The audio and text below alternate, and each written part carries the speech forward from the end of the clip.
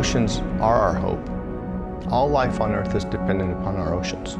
Most of our oxygen comes from the oceans. There are more cures that will come from the ocean than will ever come from land. Some of the microorganisms in corals might make an enzyme that drives new molecular biology. Every time we go down there, we're seeing animals which have never been seen before. The oceans provide food, energy, safe navigation. So we need an ocean that's healthy, valued, and understood.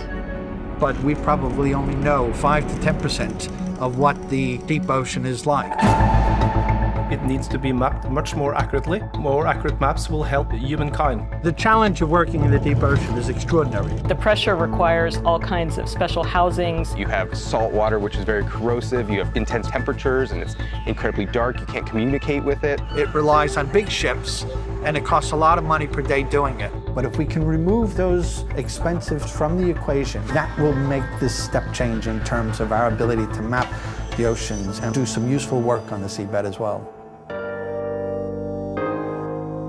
The Shell Ocean Discovery XPRIZE is a $7 million international competition where teams have been challenged to map the seafloor in autonomous or unmanned operational mode. Using the technology we have today, to map can take days, and we're asking them to do it in a matter of hours. The National Oceanic and Atmospheric Administration Bonus Prize, or the NOAA Bonus Prize, is a $1 million competition in which teams have to detect a chemical or biological signal and then track it to the source of that signal.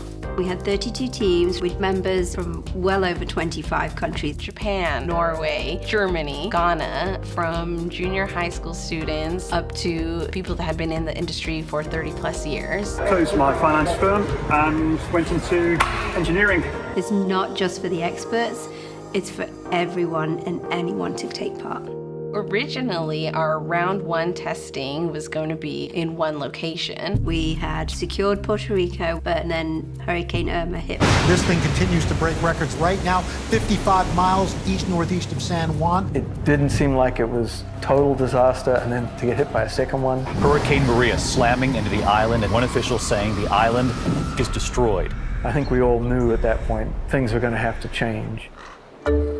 But everyone was still pulling together and marching forward. So we decided we would rework round one, and we traveled around the world to test each team. Our concept was to use an unmanned surface vessel operating in conjunction with an autonomous underwater vehicle. We moved all the power and movement part of it into the air out of the ocean, and then the drone does all the moving. Unlike a traditional AUV which swims horizontally, we've programmed our AUV to swim vertically. We decided to use local materials. We came up with a battery pack from laptop batteries. Our team is building a fleet of underwater gliders. Our AUV is really compact. One person can carry our AUV and we can put it in the back. I don't know everything about all the other teams, but I think they all face significant challenges. Okay, so we're here testing round one for Team Argonauts in Germany. It's been extremely cold. We were not prepared to test it under -degrees, so some of the components are not feeling so happy. We're out here with the team, and there ended up being a short, and they blew one of their power boards. Building that heavy lift drone has been a challenge, although we got to enjoy seeing it crash the other day. It doesn't matter if it's a bolt or if it's a sonar, everything at some point has failed. And after all of that, round one, crazy, we did the last round of testing, the final round in Greece.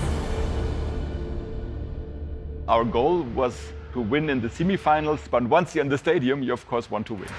It was all sitting on the edge of the seat type moment for a lot of this testing. The Argonauts went out, and this morning they can't find the surface vessel or the deep vessel. People were of course stressed under such an emotional and psychological pressure.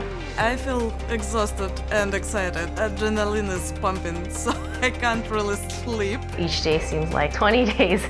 This is probably the hardest that a lot of the guys in the team have ever worked. We're tired, we're knackered, and at times that's painful and it hurts, but I think in the long run it's going to pay dividends. This is the last minutes of the last competition. How are you feeling? Well, now we can sleep.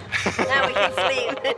Okay, we just witnessed a moment in history. This has never been done before. It's gonna change the world. It's been great seeing so many teams be successful because now people see that this can be done. With the XPRIZE, when you ask people to do something that 99% of the world says it's impossible, 1% comes back and they meet what you're doing. It's one of the beauties of the XPRIZE is that it's not there to say, this is the end. It's there to say, this is the start. Right now, current technology has us mapping the ocean floor in a couple hundred years. And we are going to develop a method to do it in 10. It's going to be earth-shattering. The long-term outcome from this project is a better understanding of our world. What lies under our oceans? Grand Canyons and Mount Everest that we don't even know about. Just because you can't see it doesn't mean it's not worth looking after. We will only protect what we love, and we can only love what we know. It is an entirely new planet to be exploring.